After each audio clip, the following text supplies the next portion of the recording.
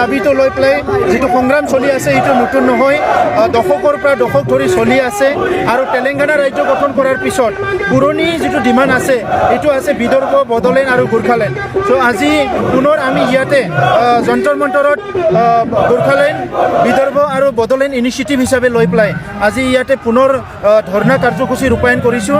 আৰু ভাৰত চৰকাৰৰ এটা কমিটমেণ্ট আছিলে 2014 এই বিজেপি চৰকাৰৰ যে আমি যদি ক্ষমতালৈ আহোঁ আমি নতুন ৰাজ্য গঠন কৰিম, যিমান দাবী আছে ৰাজ্যৰ এই সমস্যা সমাধান কৰিম। কিন্তু আজি 2014 পৰা 2019লৈকে এই সমস্যাবিলাক সমাধান নকৰিলে আমি দেখিবলৈ পালোঁ যে কাশ্মীৰটো দ্বিখণ্ডিত কৰি পেলাই দুটা ইউনিয়ন টেৰিটৰী গঠন কৰা হ'ল, শেহতীয়াভাৱে দাদৰা নগৰ হাভেলী মাৰ্জ কৰি পেলাই এটা কৰা হ'ল।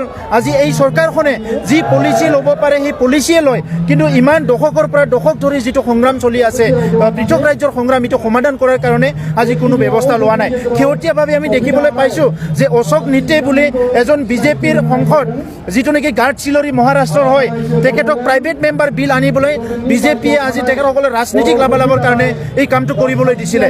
যেতিয়া মহাৰাষ্ট্ৰত যেতিয়া চৰকাৰখন তেখেতসকলে গঠন কৰিব নোৱাৰিলে, যেতিয়া শিৱসেনা কংগ্ৰেছ মিলি চৰকাৰ গঠন কৰিলে, তেতিয়া প্ৰাইভেট মেম্বাৰ বিল আনি পেলাই অশোক নিতে বুলি এজন সাংসদক তেখেতসকলে দায়িত্ব দিলে। আমি সেইটোৱে দেখিবলৈ পাইছোঁ যে তেখেতসকলে আজি পৃথক ৰাজ্য গঠন কৰাৰ যিটো দাবী এই দাবীটো লৈ পেলাই ৰাজনীতি কৰি আছে। আৰু আমি তেখেতসকলক সকীয়াই দিছোঁ, আহ্বান কৰিছোঁ যে এই দাবীটো লৈ পেলাই ৰাজনীতিকৰণ কৰিব নালাগে। যি অঞ্চলবিলাকত আজি ৰাজ্য বিচাৰি আছে এই অঞ্চলবিলাক আজি বিভিন্ন সমস্যা আছে।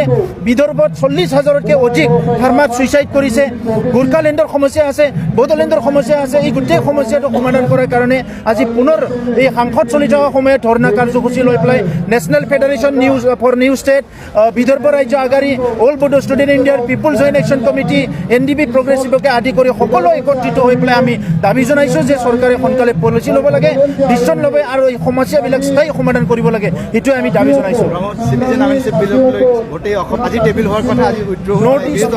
নৰ্থ ইষ্টত কোনো এজন ব্যক্তিয়ে এইটো বিচৰা নাই, কোনো এটা দল সংগঠনে বিচৰা নাই, কোনো খিলঞ্জীয়া মানুহ বিচৰা নাই, কোনো ট্ৰাইবেল মানুহ বিচৰা নাই। আজি চৰকাৰখনে যিটো পাব্লিকে বিচৰা নাই সেই কামটো কৰি আছে, যিটো বিচাৰিছে সেইটো কোনো কৰা নাই। দশকৰ পৰা দশক ধৰি উত্তৰ পূৰ্বাঞ্চলত উগ্ৰপন্থী সমস্যা হৈছে, উগ্ৰপন্থী সংগ্ৰাম হৈছে, অস্ত্ৰলৈ সংগ্ৰাম হৈছে, গণতান্ত্ৰিক সংগ্ৰাম হৈছে। এই গোটেই সংগ্ৰামৰ মূল উদ্দেশ্যটো হৈছে নিৰাপত্তা লাগে, ভূমিৰ নিৰাপত্তা লাগে, ভাষা সংস্কৃতিৰ নিৰাপত্তা লাগে, সকলো খিলঞ্জীয়া মানুহৰ আজি নিৰাপত্তা লাগে, আজি অধিকাৰ লাগে, সেইটো লৈ পেলাই সংগ্ৰাম হৈ আছে। গতিকে আজি ভাৰত চৰকাৰে যিবিলাক মানে ৰাইজে বিচাৰিছে সেইবিলাক নকৰি পেলাই যিতে ৰাইজ বিচৰা নাই সেইবিলাকে আজি চৰকাৰে কৰিবলৈ দেখা পাইছোঁ। সেইকাৰণে আমি চৰকাৰক কৈছোঁ যে ৰাইজৰ যিটো চেণ্টিমেণ্ট এই চেণ্টিমেণ্টৰ লগত কোনো খেলিব নালাগে, ৰাইজৰ চেণ্টিমেণ্টটো অনাৰ কৰক, পিপলছ যিটো এছপিৰেশ্যনটো অনাৰ কৰক। আজি ভাৰতৰ সংবিধানে কি কৈছে? সকলোকে নিৰাপত্তা দিব লাগে, সকলোকে নিৰাপত্তা দিব লাগে, ফাণ্ডামেণ্টেল ৰাইট দিব লাগে, মৌলিক অধিকাৰ দিব লাগে। আজি সেই কথাটো ভাৰত চৰকাৰ মানে ভাৰতৰ সংবিধানে কৈছে।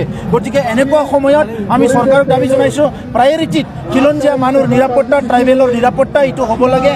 আৰু যিবিলাক সমস্যা আজিলৈকে স্বাধীনতাৰ পিছত সমাধান হোৱা নাই এই সমস্যাবিলাক স্থায়ী সমাধান কৰিব লাগে। আমি চৰকাৰক